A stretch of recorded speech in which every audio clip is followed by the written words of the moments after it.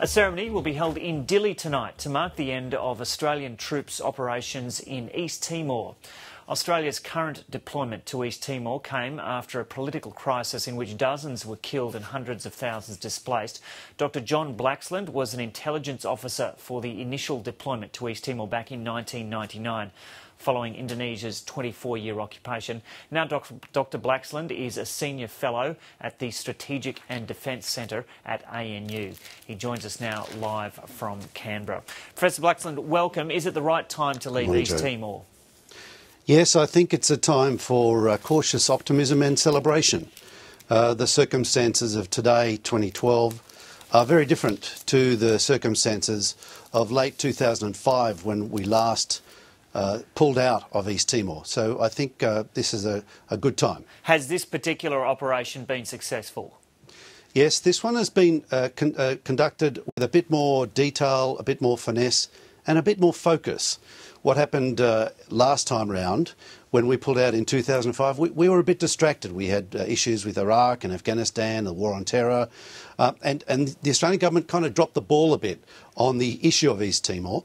But this time around, we recognised that when we had to go back in May 2006, that this time we needed to be a bit more holistic and more considered about how we engaged with East Timor. Was it a mistake to leave in the first place?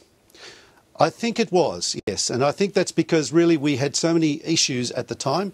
We thought East Timor was handling itself okay. There was a lot of financial pressures to stop spending money on a UN peacekeeping mission that looked relatively benign, and there were other issues to deal with, as I say, Iraq and Afghanistan, and Solomon Islands as well. Explain to us the scope of the Australian operation there over the last 6 years or so. It hasn't only been security, there's been a lot of training involved as well. Yes, we've got an extensive defence cooperation program. That was established when East Timor got independence in 2002.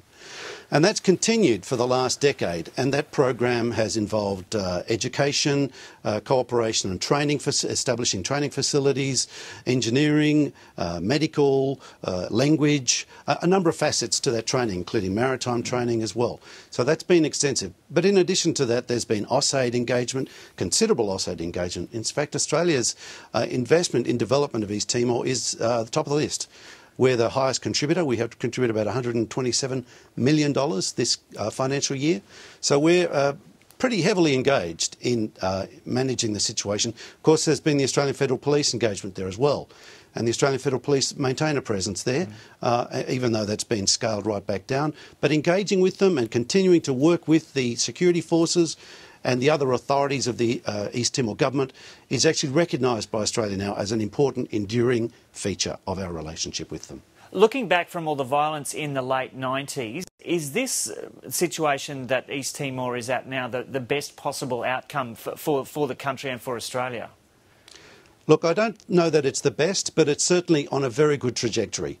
There remain considerable outstanding issues within the country that the people in East Timor recognise. But the benefits of the oil and gas situation, the investment that's happening in the country, look, there are ways of doing that a lot better. There are a lot of critics about the way that's been handled so far. But generally speaking, if we compare a country like East Timor with other ones of similar economic status, Timor's doing relatively well. Yeah, it could, but just looking at the situation as it existed there back in 98, 99, it looked like the country could implode. Yeah, it was very grim. Yep. The situation was grave. When the militias raised considerable portions of the landscape of Dili and the various towns and killed scores of people and basically herded people out of East Timor into West Timor, this was a really traumatic time for the country, for what has emerged as East Timor. And there were scenes of utter devastation that were very hard for those who had to go through it. As someone who's been involved in the effort there yourself, do you look at the way Australia has approached these negotiations over oil and gas reserves and think, do you think that Australia could be doing better in those negotiations? Well, look, I think there's scope, people can criticise from a number of angles, but I think one point I would make is that we can engage with a bit more cultural nuance, cultural sensitivity and awareness. We have a bit of a reputation for being a bit rough and ready, being a little bit bold, and being a little bit Australian in our approach. That doesn't necessarily work very well in countries in Southeast Asia. OK, Dr. John Blaxland, thanks very much for talking to us today. Pleasure.